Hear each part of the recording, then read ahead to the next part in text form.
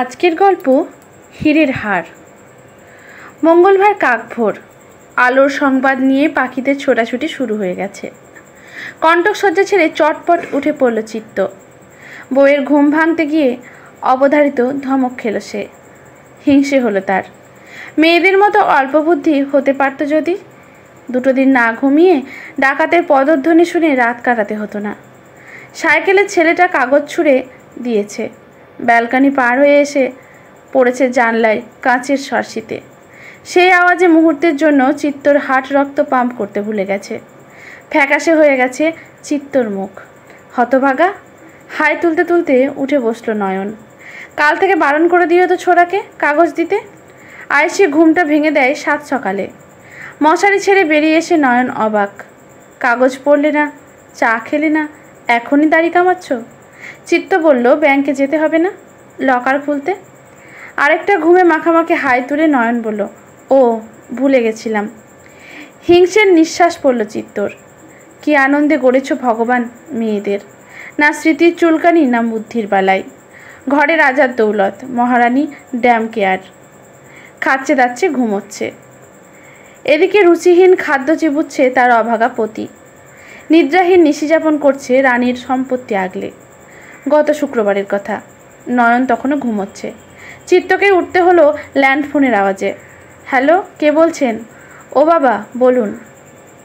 আজ বিকেলের দিকে আপনাদের ওখানে অবশ্য যেতে হবে। বেশ তো, অফিস থেকে ফিরে নয়নকে নিয়ে আমি ঠিক পৌঁছে যাব। ফোন রাখতেই ধমক খেল চিত্ত। কেমন আছে সবাই সেটাও জিজ্ঞাসা করলে না?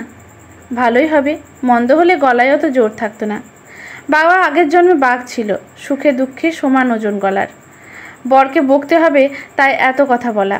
অন্যথা বাপের বাড়ি সম্বন্ধে তার গভীর উদ্বেগ ব্যক্ত হলো তার পরের বক্তব্যে। আজ ভেবেছিলাম বিকেল বিকেল ভোরের কুয়াশা সিনেমাটা দেখতে যাব। যেমন তেমনই হোক, জামাই বলে কথা। সন্ধ্যা চায়ের আসরে আইটেম ছিল অনেকগুলো, কিন্তু শ্বশুরমশাইয়ের একটি কথায় সবগুলো সমান অরুচিকর মনে হলো চিত্তর। গত জন্মের বাঘ বললেন, নয়ন মা, তোর হীরের হারটা আজ নিয়ে যা। কাটলেটে চিংড়ি গলায় বাঁধল চিত্তর। কাস্তে কাস্তে শ্বশুরের দিকে তাকালো সে। কাল ভোরবেলা ফ্লাইট, সাউথে যাচ্ছি। সব কটা মন্দির টন্দির দেখে মাসখানেক পরে ফিরব। তোর দাদা বৌদি দায়িত্ব নিতে চাইছে না, বলছে যার জিনিস তাকে ডেকে দিয়ে দাও, ব্যাংকে লকারে রেখে দেবে। লকার তো নেই আমাদের। চিত্তর কথা শেষ হতেই দাদা বলে ফেলল, গেও ভূত। তীব্র তীক্ষ্ণস্বর ভেসে এলো ওদিক থেকে।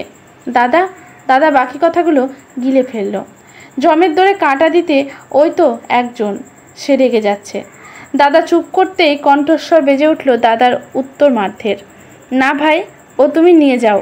নিজের জিনিস খোয়া যায় 3 দিন আফসোস করলাম, পরের জিনিস হারালে সারা জীবন শুনতে হবে দাদা বৌদি পাপ করেছে। শাশুড়ি কেমন একটা ইঙ্গিত করে মেয়েকে বললেন, ওটা তুই নিয়েই যা। কোন শাশুড়ির আর ছেলের বউকে 16 আনা বিশ্বাস করে? তড়িঘড়ি গোটা দই পথ চিবিয়ে উঠে পড়ল চিত্ত। হীরের হারটা নিয়ে যেতেই হবে যখন, রাত করাটা তখন কাজের কথা নয়। Book pocket, side pocket, hip pocket, কোনো কিছুর ওপর বিশ্বাস নেই চিত্তর। মেয়েদের ভ্যানিটি ব্যাগ তো ফঙ্গবেনে, টান মারতেই হাতছাড়া। নিজের গেঞ্জির পেটের ওপরের পকেটটি শুধু নিরাপদ মনে হয় চিত্তর। হারটি সেখানে চালান করে। বউকে পিছনে বসিয়ে কি করে পরে কিক মারতে শুরু করে স্কুটারে। পথের এদিক ওদিক তাকায় আর কিক মারে। যন্ত্র তখনই যন্ত্রণা দেয় যখন বোঝে লোকটার তাড়া আছে। নয়নতারার ধৈর্যচ্যুতি ঘটে। ট্যাক্সি রাখো একটা, এ আপদ এখানেই থাক। গোবিন্দকে দিয়ে দাদা মেরামত করিয়ে আনবে। চিত্তর খুব মায়া নয়নের ওপর। প্রেমের আকশি কত উঁচু থেকে টেনে এনে মেয়েটাকে তার ঘরে ফেলে দিয়েছে চিত্ত খুব বোঝে। তাই যখন চিত্তর পছন্দের কিছু রাতে রাতে ঘুপচি রান্নাঘরে খুন্তি নাড়াতে নাড়াতে আঁচল তুলে কপালের ঘাম মোছে নয়ন, তখন প্রতিজ্ঞা করে চিত্ত আসন্ন প্রমোশনটা পেলেই সর্বপ্রথম একজন রান্নার লোক রাখবে সে। শত দৈন্যের মধ্যেও অকৃত্রিম আনন্দে ভাসা মেয়েটার কোনো কথায় অবাধ্য হয় না চিত্ত। কিন্তু আজ দৌলতের আতঙ্ক এত প্রবল হয়ে উঠেছে যে জীবনে প্রথম নয়নের কথায় বিরক্ত হলো সে। আহ, থামো তো, এসব নিয়ে ট্যাক্সিতে ওঠা যায় না। আরও গোটা কয় লাথি খেলে সচল হলেন যন্ত্র। মেয়ে জামাকে বিদায় জানাতে পথে নেমেছিলেন অট্টালিকার বাসিন্দারা। স্কুটার পথের বাঁক নিতে দীর্ঘশ্বাস ফেলে ভিতরে চললেন তারা। প্রেম কি একটা প্রলেপ? যার জাদু প্রলাপনে সকল অসুন্দর মুহূর্তে সুন্দর হয়ে ওঠে? না হলে চেনা 12 ঘরের বাকি বাড়ি ছেড়ে দুঘরের পায়রার খোপে ফিরে যাওয়ার জন্য ছটপট করে কেন মেয়েটা? দুর্ভাগ্যক্রমে হিরে বাড়ি এলো শুক্রবারে। আগামীকাল মাসের 2য় শনিবার, ব্যাংক বন্ধ। পরের দিন রবিবার, আর সোমবারে গুরু নানকের জন্মদিন। 3 দিন কি করে আগলাবে চিত্ত এই মূল্যবান গয়না? প্রেম কি অমূল্য অলঙ্কারে ভরে দিয়েছে নয়নের হৃদয়ে? সেই তুচ্ছ হীরের হার দেখতেও গেল না চিত্ত কোথায় রাখছে। দেখলে হয়তো এমন বিপজ্জনক কাজ করতে দিত না চিত্তকে। পরের 3 দিন অবর্ণনীয় কষ্টে কাটালো চিত্তর। খিদে পায় না দিনে, ঘুম পায় না রাতে, গেলাস জল খেয়েও তেষ্টা মেটে না, মুখ শুকনো, চোখ লাল। শনিবারে তার অফিস খোলা ছিল, কিন্তু বিপদের মধ্যে নয়নকে একা ফেলে রেখে যায় কি করে? বিপদের বোধ নেই যার, সে তো সাবধান হবার চেষ্টাই করবে না। দিব্যি শীষ দিয়ে গান গেয়ে গেয়ে দিন কাটছে নয়নের। অন্যজন উৎকর্ণ হয়ে তস্করের সাবধানী পা ফেলার আওয়াজ শুনছে হাওয়ার ঝাপটায় কাগজের উড়ে যাবার শব্দে। চিত্ত টেলিপ্যাথির জোরে 2য় রাতে চোর এলো ফ্ল্যাটে। খুট করে দরজা খুলে গেল। চোরের ধারণা ছিল না রাত 2টোর সময় কেউ জেগে বসে থাকবে। চিত্তকে কে করে উঠতেই পালিয়ে বাঁচল চোর। উঠে বসল নয়ন। চেঁচাচ্ছ কেন? ওই দেখো, ফ্ল্যাটের দরজা খুলে ফেলেছে চোরে। বাবার আমলের 20 বছরের ফ্ল্যাট। চোর ডাকাতে উঁকি মারতেও আসেনি কোনোদিন। ওসব দামি গয়নার গন্ধ ছড়ায়। 2 দিনের মধ্যে ঠিক টের পেয়ে গেছে। নয়ন শুয়ে পড়ল আবার। দরজাটা বন্ধ করে দিয়ে শুয়ে পড়ো প্লিজ, মাঝরাতে গল্প করে না।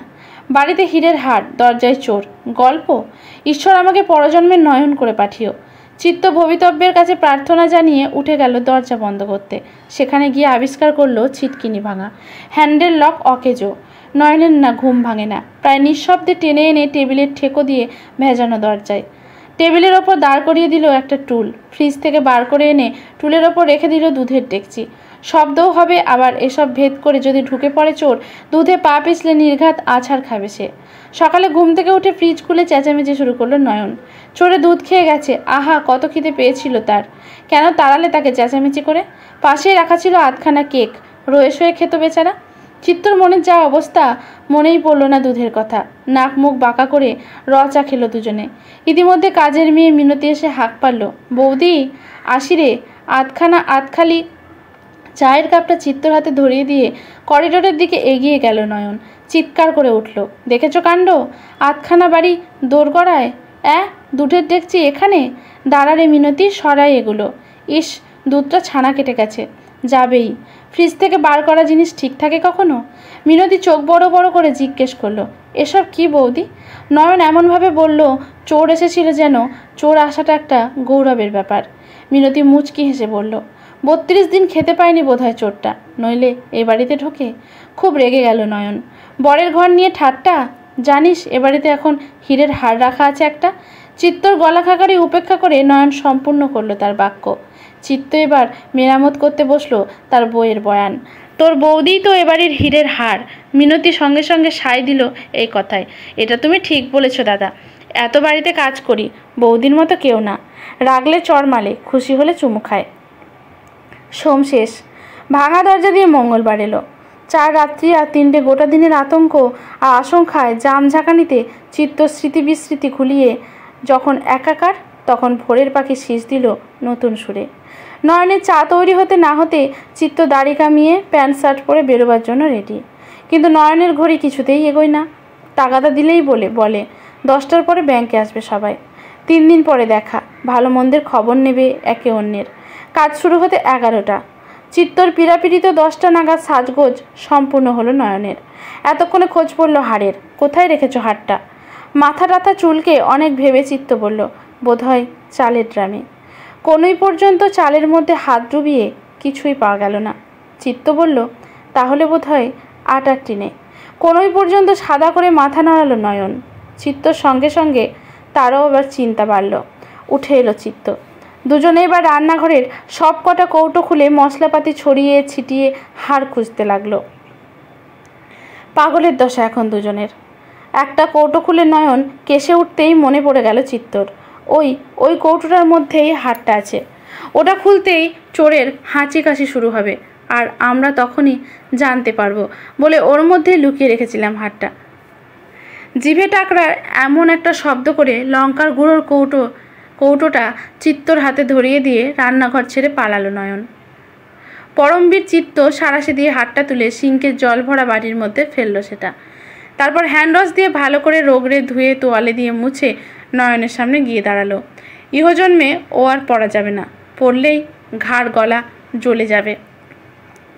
কি যে বলো, ভালো করে ধুয়ে এনেছি, এই দেখো। হিরেতে জিভ ছোয়ালো চিত্ত। কি করছো, কি করছো? আতঙ্কে আতকে উঠল নয়ন। হিরে চাটলে মানুষ মরে যায়, সিনেমায় দেখেছি।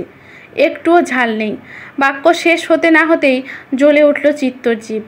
এইবার চিন্তায় পড়ল চিত্ত।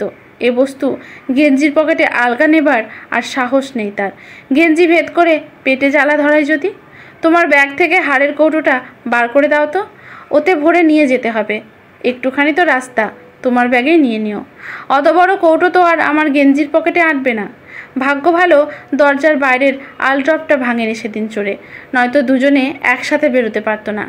বাড়ির থেকে বেরিয়ে 200-300 মিটারের মধ্যে ব্যাংক অফ বরোদার শ্যামবাজার ব্রাঞ্চ। নয়নের দাদা এই ব্যাংকের জোড়াসাঁকো ব্রাঞ্চের ম্যানেজার, তাই নয়ন ম্যানেজারের থেকে কম কারো সঙ্গে কথা বলবে কেন? চিত্তকে হিড় করে টেনে নিয়ে গিয়ে ঢুকলো ম্যানেজারের কেবিনে। সরাসরি কথা পারল নয়ন। আমাদের একটা লকার দরকার। সবিনয় কথা শুনতে অভ্যস্ত ম্যানেজার এমন চাচাছলা আবদারের উত্তর দিলেন কাঠখোট্টা ভাষায়। লকার খালি নেই। তারপর বোধ হয় নয়নের আর চিত্তর দিকে তাকিয়ে মায়া হলো তার। অনেক ফর্মালিটিস আছে, তার থেকেও বড় কথা অনেক টাকা ফিক্সড ডিপোজিট রাখতে হয়। আমার অনেক টাকা রাখা আছে আপনাদের ব্যাংকে। কই, এফডি রসিদগুলো দেখি। অবিশ্বাসের সুর ম্যানেজারের গলায়। রসিদ সঙ্গে নেই, তবু দমবার পাত্রী নয় নয়নতারা দেবী। খুটখুট করে মোবাইলের নাম্বার মিলিয়ে জিজ্ঞাসা করলো, তোদের ব্রাঞ্চে আমার কত টাকার ফিক্সড আছে দাদা? 4.5 লাখ। একটু ম্যানেজার সাহেবকে বলে দে তো। মোবাইলটা ম্যানেজারের হাতে দিয়ে নয়ন বলল, আমার দাদা, জোড়াসাঁকো ব্রাঞ্চের ম্যানেজার। কে, নবীন নাকি? আমি রতনদা কথা বলছি। তোমার বোন এসেছে লকার নিতে, এসেই তোমার পরিচয় দেবে তা না, চোটপাট করছে। ওপান্ত থেকে নয়নের দাদা বলল, আদুরে বোন রতনদা, বাড়ির ছোট মেয়ে, মাঝামাঝি হাইটে, ভালো পজিশন, একটা লকার দিয়ে দিন ওদের। সে তো দিতেই হবে এখন, ব্যাংকের বোন ভগ্নিপতি বলে কথা যখন। লকারের ঘরে একা হাতে চিত্ত জিজ্ঞাসা করলো, এত টাকা তুমি জমালে কি করে? মাসে মাসে বাবা পকেট মানি দিত, আমি সেগুলো দাদাকে দিতাম ব্যাংকে রাখতে। বেশ কিছু টাকা জমা হয়ে গেলে আমার থেকে ফর্ম ভরিয়ে নিয়ে দাদা গিয়ে ফিক্সড করে দিত টাকাটা। তোমার লাগবে? তুলে আনবো? চিত্ত বলল, আরে না না, দিব্যি চলে যাচ্ছে তো আমাদের। তাছাড়া খুব শিগগির একটা প্রমোশন পাবো আমি। হীরের হার লকারে রেখে চাবিটা হাতে নিয়ে ভীষণ খিদে পেল চিত্তর। 4 রাত্রি 3 দিনের অর্ধাহার। ঝালমুড়িওয়ালা পাশের স্কুটার থামিয়ে অর্ডার দিল চিত্ত, বড় করে 2 ঠোঙা বানাও দেখি, সব কিছু বেশি বেশি দিয়ে। আজকের গল্পটি এখানেই সমাপ্ত। গল্পটি লিখেছেন অলোক রায়। গল্পটি যদি ভালো লাগে তাহলে লেখকের প্রতি শ্রদ্ধা জানিয়ে একটি কমেন্ট করতে ভুলবেন না। লাইক শেয়ার করে পাশে থাকবেন। ইউটিউব থেকে দেখলে চ্যানেলটি সাবস্ক্রাইব করে বেল নোটিফিকেশানটি অল করে দেবেন। ফেসবুক থেকে দেখলে পেজটি ফলো করে রাখবেন। ধন্যবাদ।